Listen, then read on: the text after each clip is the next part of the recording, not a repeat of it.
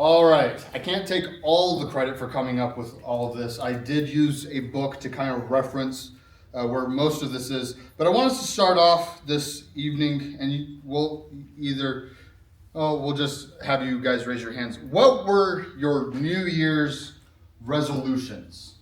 Or did you make a New Year's resolution? I'm seeing some heads shake no. Well, I'm just going to try to do better what I've been doing. Sure. Just trying to do better than what you... Sorry, what? Just trying to do better what I've always vowed to do every year. Okay. Do better at the things that you've always said you were going to do better at. What about some of the others of you? What was your New Year's resolution? Or maybe let's not use the word resolution. What was a goal you set for yourself recently? I want to learn to do a handstand this year. I didn't hear that. Ashley wants to learn to do a handstand. Oh, That was her goal. you can do it, Ashley. Thanks, Nora. Anything else? Well, we'll see if the video works. But I've seen this ad quite a bit recently, and it's not going to play. Great. So, for those who haven't seen it, there's this Apple ad that's trying to sell you a watch. But the whole thing is centered around resolutions. And they say in the ad, most people give up by the second Friday in January, which is this Friday. And so, not trying to say that's the reason why we have this class, but it's one of those things that I thought of, well, let's tie it in. We'll at least maybe have a segue, and then the video didn't play. But many of us are trying to improve what we're doing, like you said, Sonia. And one way that we often try and do it is, I wish I would be more wise in making my decisions. I wish I could, I'll read these self-help books. I'll find some kernel of truth somewhere, and I'll devote myself to that. And then there's always the group that says, I'm going to try and read the Bible in a year. And it's great. Awesome. You're wanting to set out to read the Bible in a year. And then you hit Leviticus around March. And then that's usually when everyone stops trying to read the Bible in a year. Because Leviticus is hard and it's boring. And you can only listen to the laws about washing your hands so many times before you're like, I'm good. I'll stop. I'll maybe revisit this once the plan says we're no longer in Leviticus. But then you never pick it back up, and then you'll say, well, I need to do that again next year. Next year I'll read it in a year. And you run into the same problem again. But amongst just the people around you, we'll spend a few seconds. How would you define wisdom? Well, we'll give you 2 or 3 minutes to talk about it with those you're around.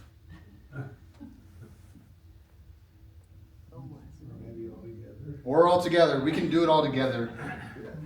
The elder in the room is saying to do it all together. So, how would you define wisdom? Something that would help you make a good decision. Something that would help you make a good decision. What else? What else reminds you of, or not reminds you, what else comes to mind when you're trying to define wisdom? Oh, 3 people started talking at the same time. Joe? Fear of the Lord. Fear of the Lord. Practical knowledge, learning from mistakes. Fear of the Lord, practical knowledge, learning from mistakes. All of these start to run together. Anyone else? I don't want to cut anyone off, but you kind of are already jumping to my points. So, all right. So, I have another question to ask. When you think of a wise person, what are the qualities that come to mind? Or maybe just, if it's a better way, who are some people that you would say are wise people? Slow to speak. People who are slow to speak? Slow to react. Slow to react? People that have insight into life. People who have insight into life?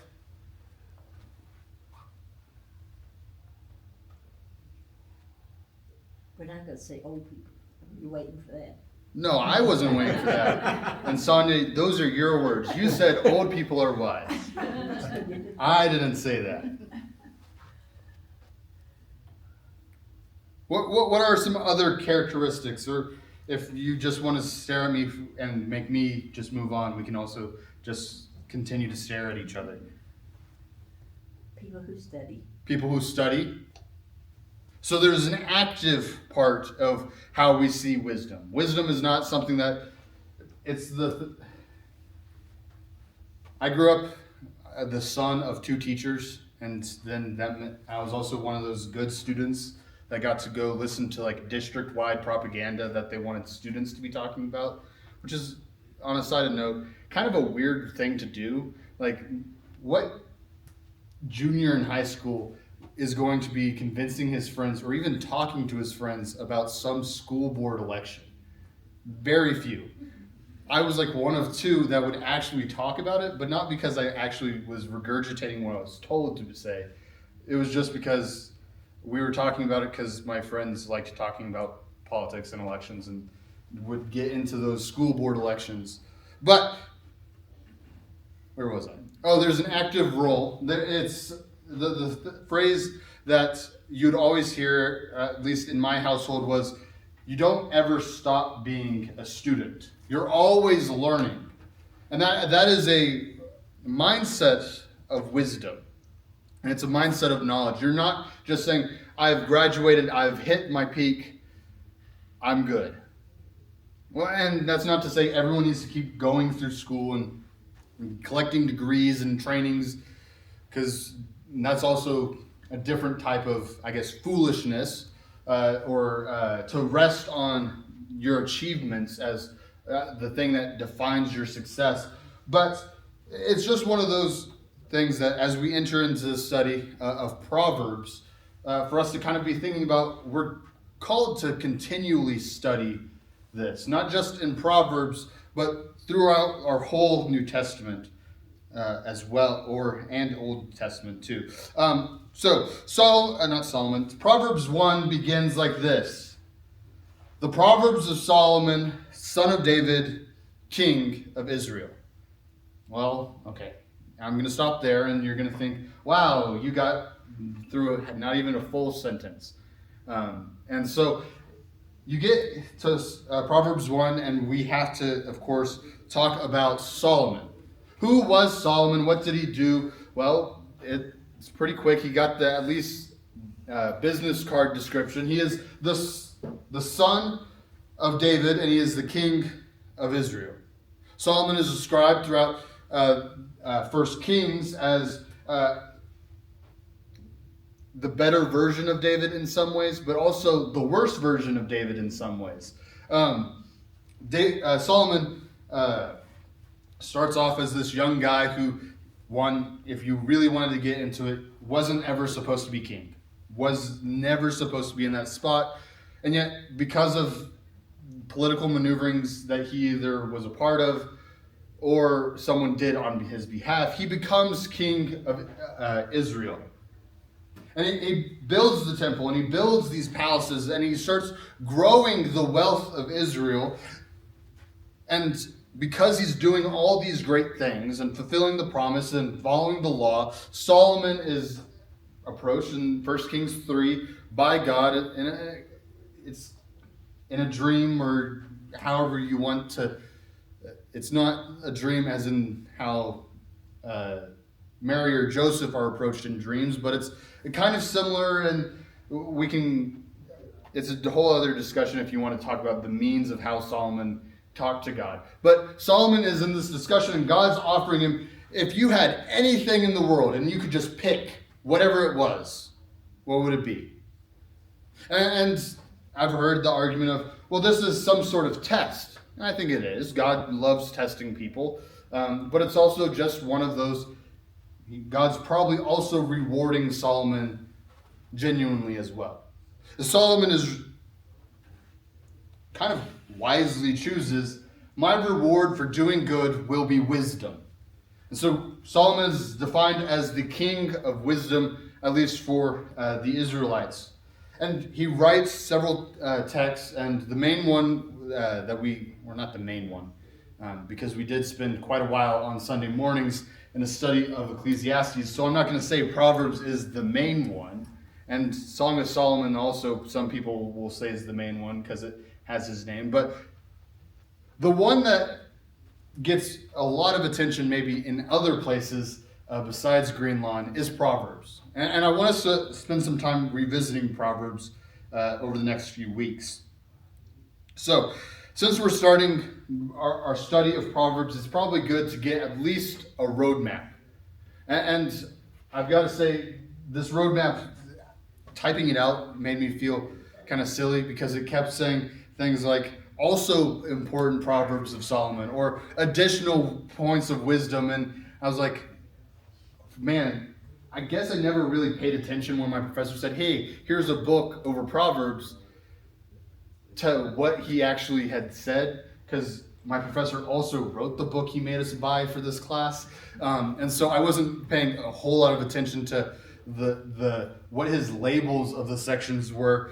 But he kind of gave 6 little sections of Proverbs. The first 10 are set aside, the first 10, or I guess 9 chapters, are those main Proverbs. And he would go on in class and talk about how there's a debate over, did Solomon actually write it? Is it a tribute to Solomon?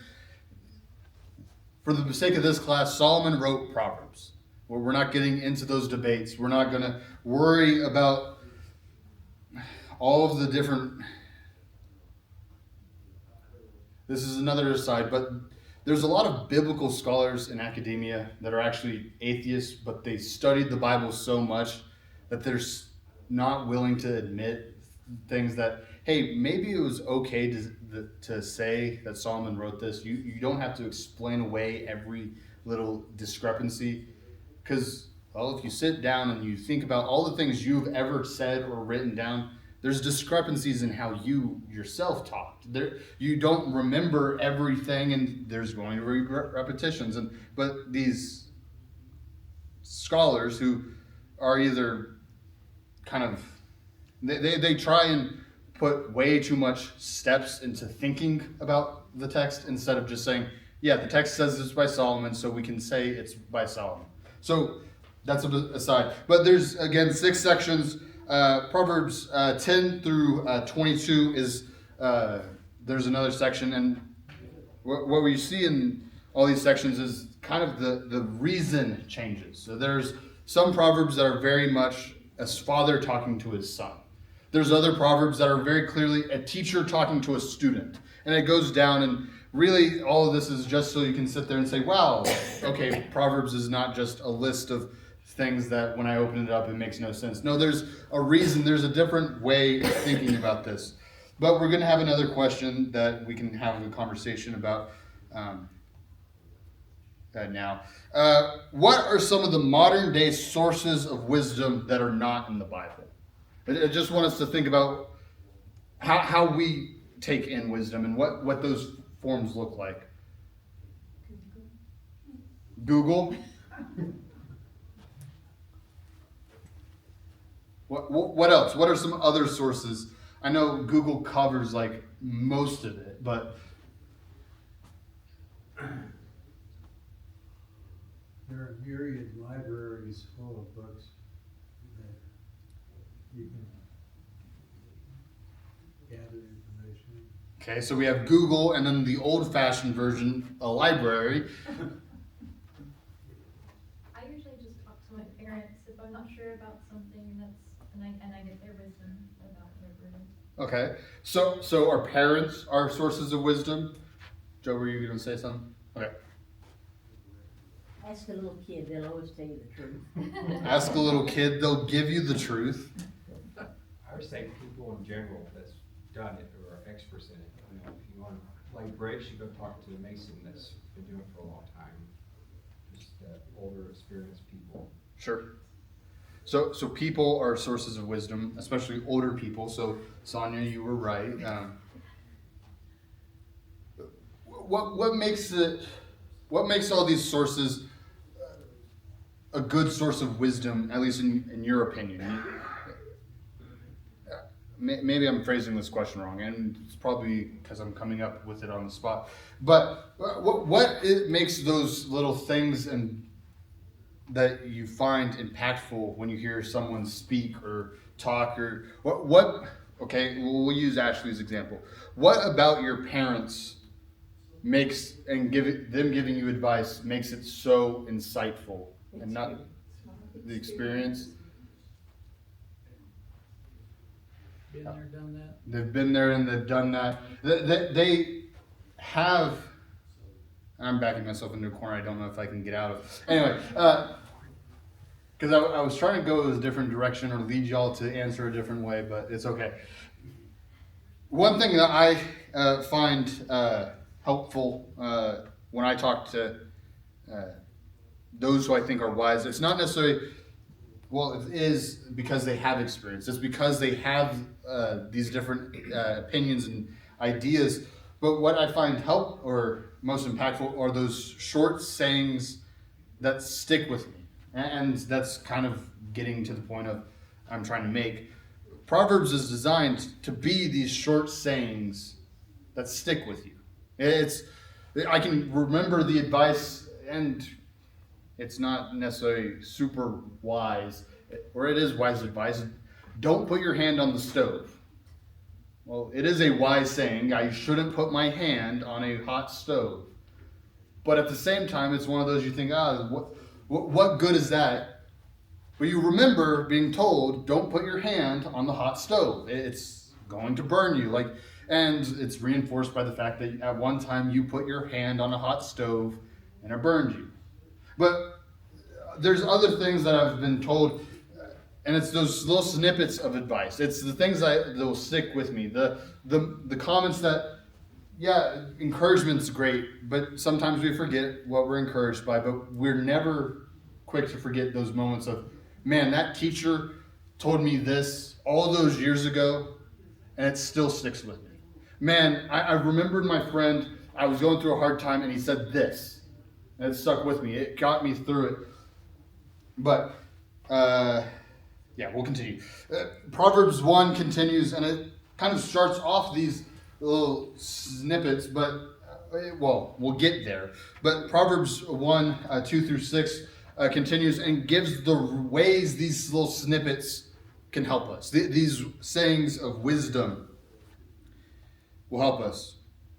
It continues to read, to know wisdom and instruction, to understand the words of insight, to receive instruction in wise dealing, in righteousness, justice, and equity, to give prudence to the simple, knowledge and discretion to the young, or to the youth. Let the wise hear and increase in their learning, and the one who understands obtain guidance, to understand a proverb, a saying, the words of the wise and their riddles. So the uses of wisdom, and there were more than just 4, but I liked how it looked with just 4 on the screen. But it's the main uses are, this is to teach discipline. These sayings are to give us a form of discipline. It's to teach understanding. It's one thing to hear the words and read the words, but if you don't truly understand them, it's not really giving you wisdom. It's meant to form the young. There's advice inside the book of Proverbs that is helpful for young people. But at the same time, it is also good for those who are already wise, for they will get equipped. That brings us to another question. Can you think of a certain proverb that relates to your current life? And it's okay, we are starting week 1, and so I shouldn't have asked you to already have read all of Proverbs and pick your favorite one, or at least the one that you can remember. But does anyone have a proverb that sticks with you, or is you read however long ago on one of those Bible apps that gives you a daily verse, or even if it was a reading plan, whatever, and you can also just stare at me and I'll go on. But All right, I will ask this question again later. So be looking out for a proverb that you like and applies to your current life. Not tonight, but I'll ask it again here in a couple weeks to check in on you guys. Proverbs 1 continues, and it gets to that point Joe made earlier. The fear of the Lord is the beginning of knowledge. Fools despise wisdom and instruction. What do you think it means to fear the Lord?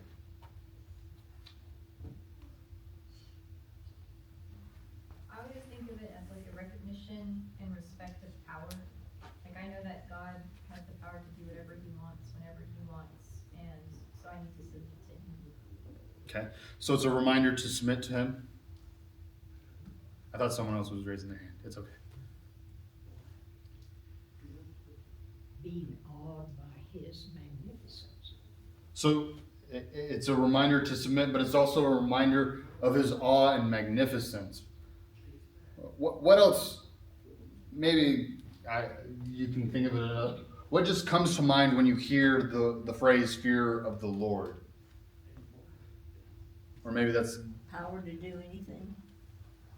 how so? It's actually what she said, Monica, here, just to realize that the Lord can do anything. Okay. It's good to fear your parents, doesn't mean you don't love them, but the fear of your parents can relate to that. Sure. There's repercussions, the repercussions should you not obey. Okay. So you're thinking of it in a similar way as a kid fears his parents in the way of there's repercussions. He has authority over me. If I do wrong, I'll get the spankings or punishment, or put in timeout for however long, and you'll be there so long you fall asleep and whatever. But I may have spent a lot of time in timeouts, and it almost lost its impact because it just became a place I slept.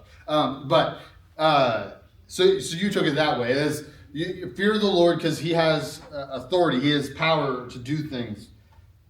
But well, yeah. The next thing coming out of verse 7 is this other thing. How does this phrase "fools despise wisdom and instruction" relate to the rest of this verse? So it says, "Fear the Lord," and the fools hate instruction and wisdom. What do you think about that? Or Most people think the word fool is like silly, but it actually refers more to somebody who might be morally deficit or bankrupt, somebody who has moral problems. And so fearing the Lord would be to rectify those problems. Probably that instruction would be contrary to the way they want to live. So that naturally they despise it. So they're despising instruction that goes against what they want to do, and that kind of goes to Bill's point of fool sometimes, or is more appropriately defined as someone who is more morally corrupt than those who do follow God and the wisdom that comes from him. What else? I mean, if fools accepted wisdom and instruction, they wouldn't be fools anymore, right? That's a good point. So I guess that kind of ties everything up in a good bow, and we can get out 30 minutes early.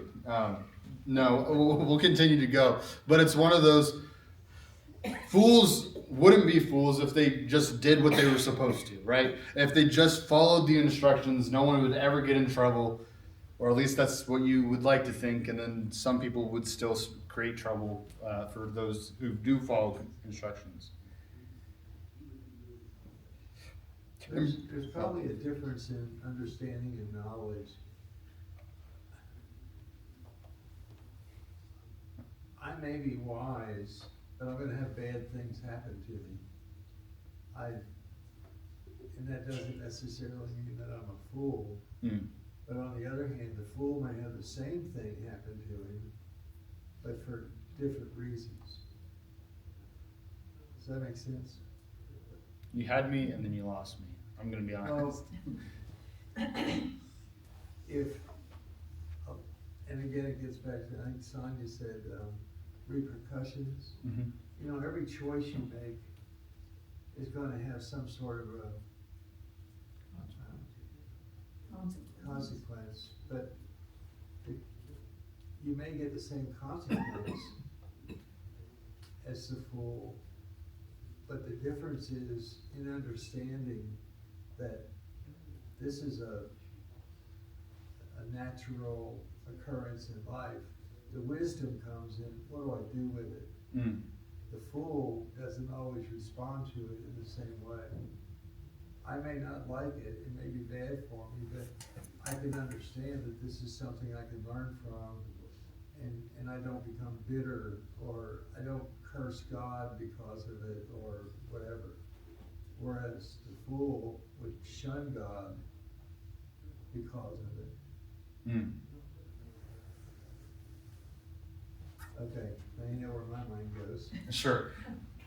Well, our grandson, when he graduated valedictorian, wore a t-shirt that raised eyebrows. It said, "Do not let your education get in the way of your knowledge Mm. or understanding." Sure. You can learn all this book stuff, but that There's doesn't. different types of education. There's book learning, and then there's common sense that you learn through life experience. Mhm. It's just like I had a lieutenant ask me how I knew that this car had just got there. I said, "Put your hand on the hood." He did. He said, "It's hot." That tells you that the car was just driven there Sure. and parked.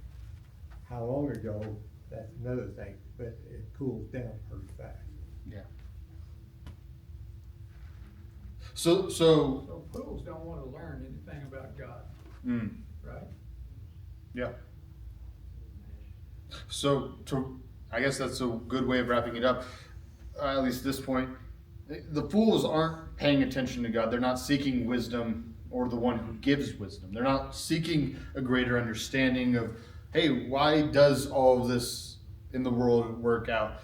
I think of the quote, and it was some German physicist, physicist, and I'm not going to be able to pronounce his name because it's in German, but his whole point was, the study of science will create a bunch of atheists, those who are quick to say, no, there isn't a God who created all this. This is too complex. There's nothing here. And he says, and by the time you get to the bottom of the glass, or if you're to be picturing drinking up all the scientific wisdom of all these studies, if you get to the bottom of the glass, you will find God was the one who created all of it. And you sit there and you can't help but say, oh wait, no, there is no possible way that this was anything but God.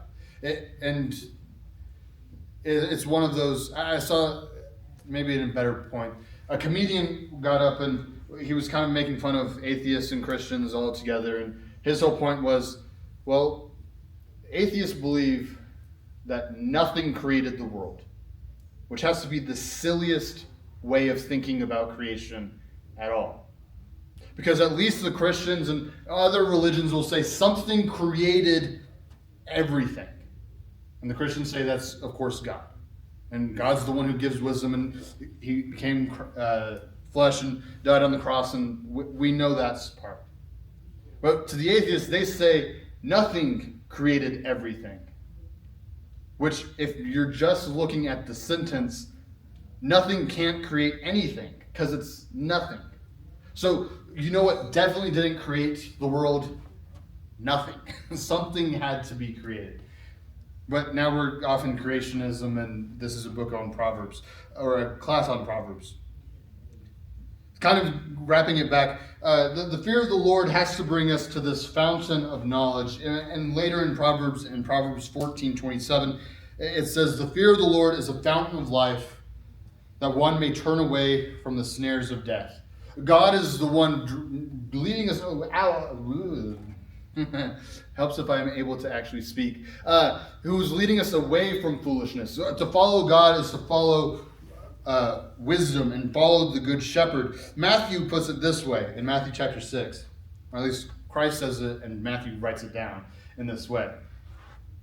But seek first the kingdom of God and his righteousness, and all these things will be added unto you. Our job is to follow God, seek his kingdom, his will, and that will bring us wisdom and life. We have another question. How do we experience fear? And then a kind of secondary question. In your life, does fear lead to making wise decisions?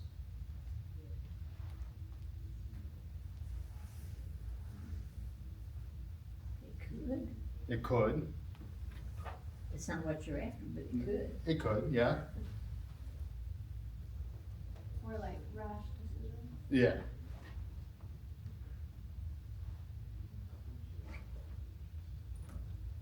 Say Fear fear can just lock you paralyzes. down though, right? Fear paralyzes it. What? Same thing. It's the same thing. Locks you down. It locks you down. Okay. But if you use the other word, fear, like you talked about fearing the Lord, understanding his power, and not saying, I'm so afraid of you that I'm gonna run, I'm not so afraid of you I'm gonna hide, that level of fear is different. Mm. And so if your fear is on that same level of understanding, just like your hot stove or a rattlesnake, you know, I understand that there are evil things in the world, and I have to be able to discern. Mm. And so because you have that fear, and it's not debilitating fear, it's an understanding fear, then you're going to say, this could go one way or the other, and let me think about this. Sure. Everyone else want to make comments before we move? Oh, I saw multiple. Don't go farther than your brain tells you to. Don't go farther than your brain tells you to. How so? Well, I don't know, if you gotta know when to stop. Okay. And if you go, you may be doing all right, and that one last thing is gonna throw you off, so just hold back with what you're gonna do until you have a little better understanding of where it's gonna lead you. So sometimes fear stops you from making foolish decisions, Yeah. right? It tells you to stop. Ashley, I saw your hand go up. Oh, I was just making sure you saw him. Ah. Sorry. All right. Well, we'll jump ahead. We'll come back to the rest of Proverbs 1, but I want us to read Proverbs 2 and then talk about it for a bit. It reads, My son, if you receive my words and treasure up my commandments with you, making your ear attentive to wisdom and inclining your heart to understanding. Yes, if you call out for insight and raise your voice for understanding, if you seek silver and search for it as for hidden treasures, then you will understand the fear of the Lord and find knowledge of God, for the Lord gives wisdom. From his mouth come knowledge and understanding. He stores up sound wisdom for the upright. He is a shield to those who walk in integrity, guarding the paths of injustice and watching over the ways of his saints. Then you will understand righteousness and justice and equity. Every good path, for wisdom will come into your heart, and knowledge will be pleasant to your soul. Discretion will watch over you, understanding will guard you, delivering you from the way of evil, from men of perverted speech, who forsake the paths of uprightness, to walk in the ways of darkness, who rejoice in doing evil and delight in the perverseness of evil, men whose paths are crooked and who are devious in their ways. So you will be delivered from the forbidden woman, from the adulteress with her smooth words, who forsakes the companions of her youth and forgets the covenant of her God. For her house sinks down to death, and her path to the departed. None who go to her come back, nor do they regain the path of life. So you will walk in the way of the good, and keep to the paths of the righteous. For the upright will inhabit the land, and those with integrity will remain in it. But the wicked will be cut off from the land, and the treacherous will be rooted out. So Proverbs 2 is describing a father talking to his son, telling him of this path he is about to take, a walk of life that he's about to have to make for himself. And I want us to spend some time considering the origins of our faith and our early walks with God. Did fear play a part in our early walks with God? Absolutely. All right, so Sonia and Nora both said yes. Do either of you want to elaborate on that? Or do you just want to say yes and I'll find someone else to talk? Sonia and I probably come from the same background. In our early days, there was a lot of hellfire and brimstone taught from the pulpit. And I don't know if she had that same experience, but most of us young people were baptized out of fear. Sure. So that's a different type of fear than the fear of the Lord. Definitely. It's more of an actual, we're going to scare you into Right. the water. Right. Okay? So that is still fear. What about some of you others? What was your walk with God like? And did it contain fear?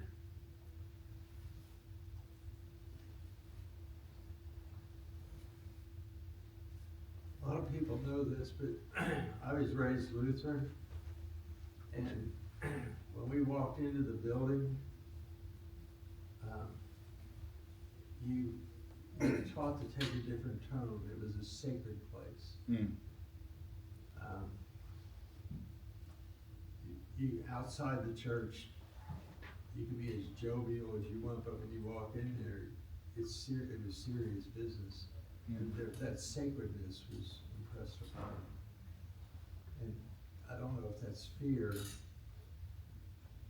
but it's fear in the idea that I'm there in front of an awesome God. Sure. Well, I'll share some of, I guess, my early walk, even though some of you may be looking at me and was like, you're still on your early walk, and that's okay too. But not too long ago, when I started my early walk, though it wasn't as prominent as it may have been for Nora or Sonia, there was still this idea of you have to get baptized, you have to commit yourself to faith because you are trying to escape some wrath or punishment, or you want to get away from this bad thing that will happen to you if you don't. And it's not saying that no one ever said, well, there's grace and God's not some super angry God that's going to strike you down. But there were still that images, and they weren't always super careful when they were describing that side of God's character either. And so there was fear involved. And I would like to think it was not just that I committed myself to God and I sought a life of ministry out because I was just terrified of doing wrong and I was going to get struck down if I didn't. But it's one of those, there's still that part where I have to admit, yeah, there was some fear. I was kind of, well, what are people going to think about me if I don't? Well, I'm fearful of others, maybe, or I was fearful of, well, that was actually part of it on the other side. I actually wanted to get baptized several times, and it wasn't because the first time I said no because I was afraid to get in front of people and do the whole walk in front, because my family sat in the back, and so it was one of those, you have to walk, it wasn't a very large auditorium, but you still had to walk in front of everyone.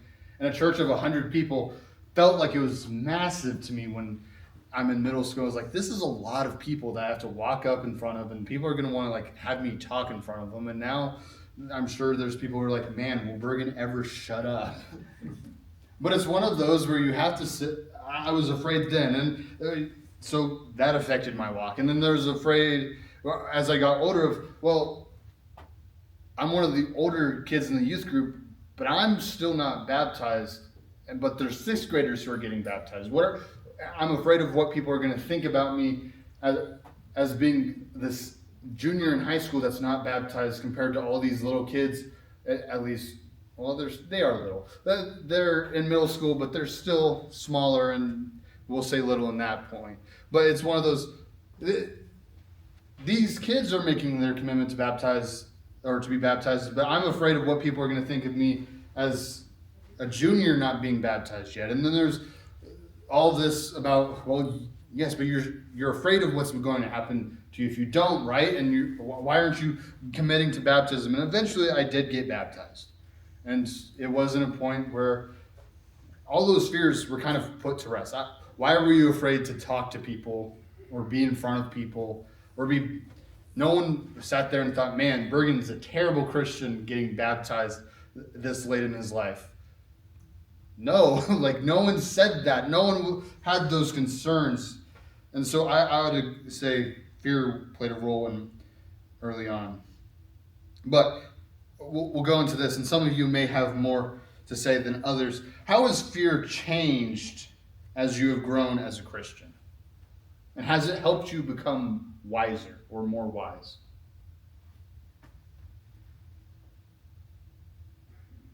I'm going to break a rule of marriage. Okay. I'm going to talk about my wife. Great. You think after 56 years I know better. Maybe she can tell you why she got baptized a second time. Fear. Fear? No. Fear was the first time. Second time was you understood baptism better. Yeah. And you got baptized because For different reason, yeah. you understood what it meant to be baptized rather than I got to do it because my peers are doing it. Right. Am I in trouble? No, not yet. Okay. Well, I can relate to both of y'all, what you're saying Sure. there. Because I was 12 years old, my family didn't go to church, I'd gone by myself.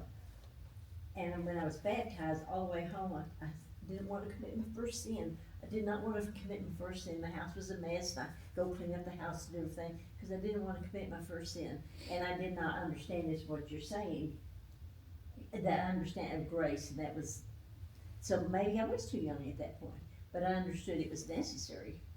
But I did not understand where the grace part came in. Sure. But I lived in fear as a teenager, but it kept me in line. Sure.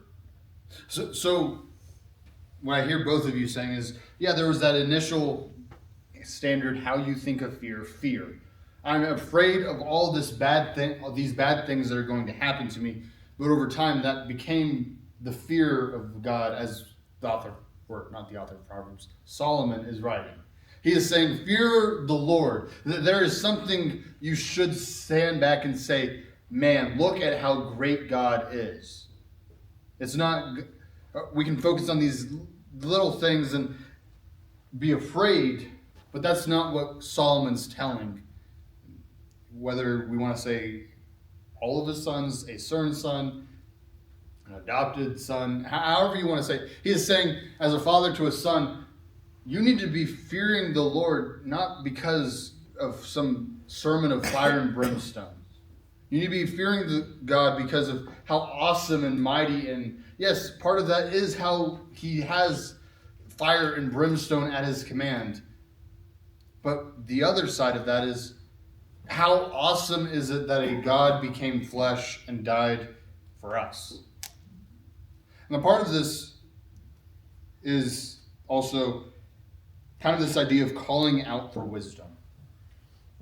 Solomon calls out for wisdom, or it's at least he's asked, and Solomon decides, God, I want you to give me wisdom. And God gives him wisdom. Wisdom in the sense where he is not seeking, I guess, or he is seeking, but he is not lacking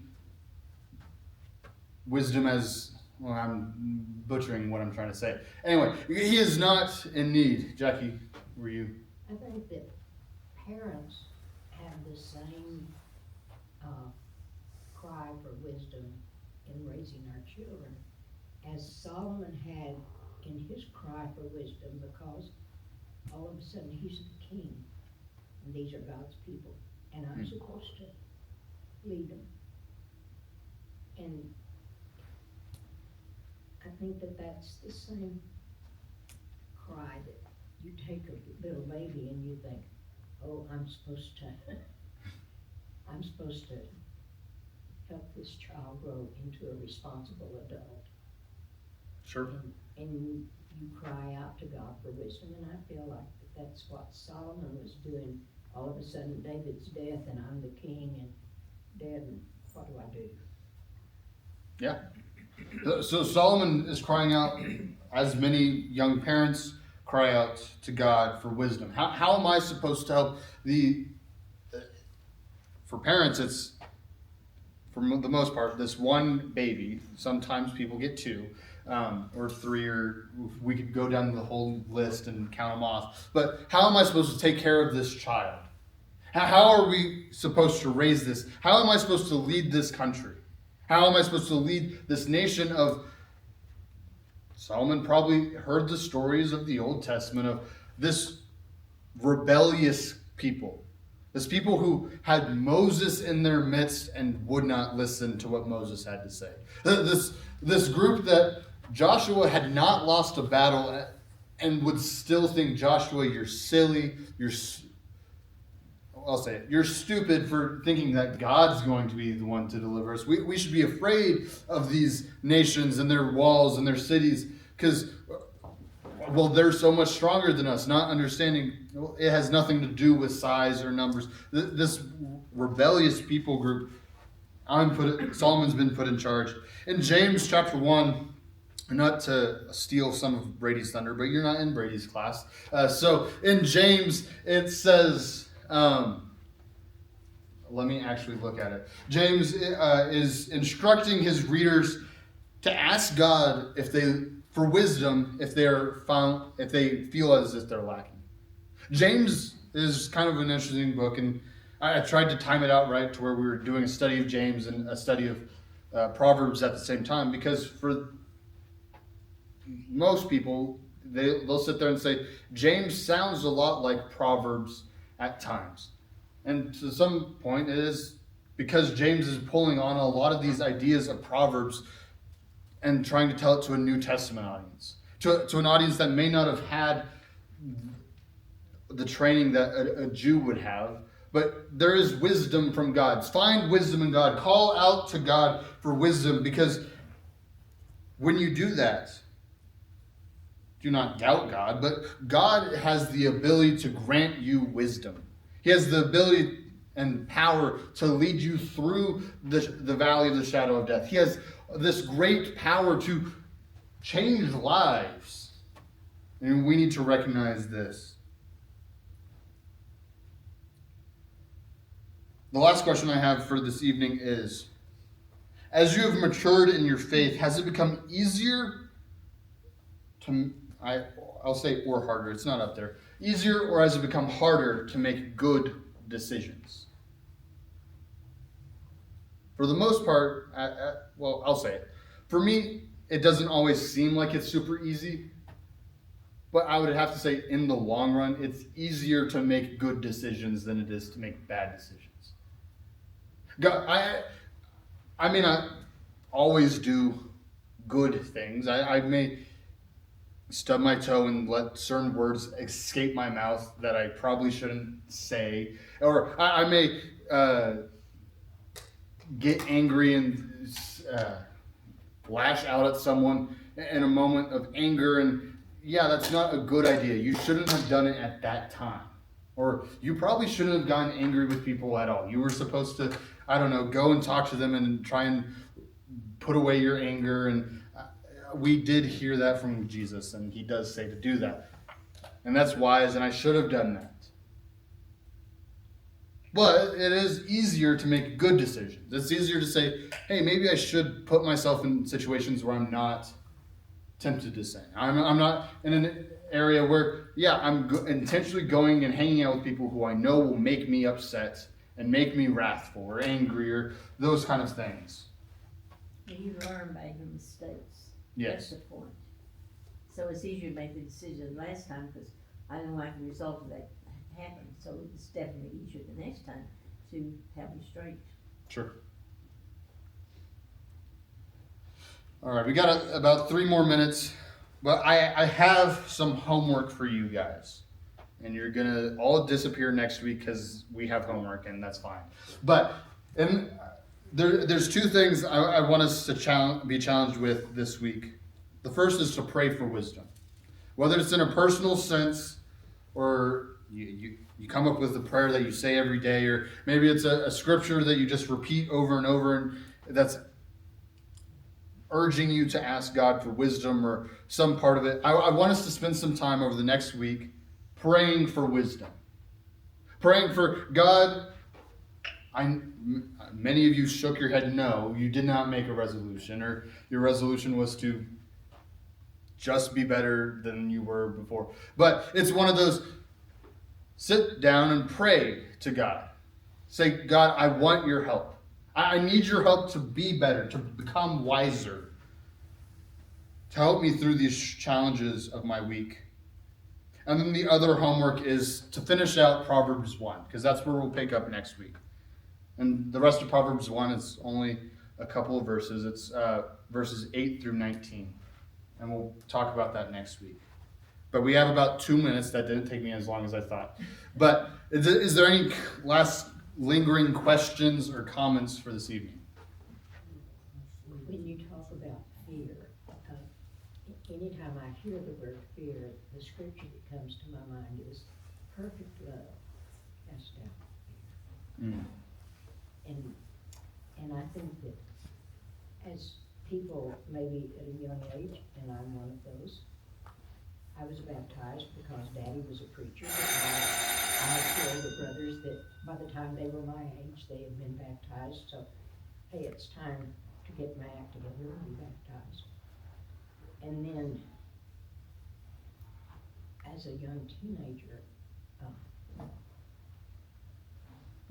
I began to understand the love of God and what God had done.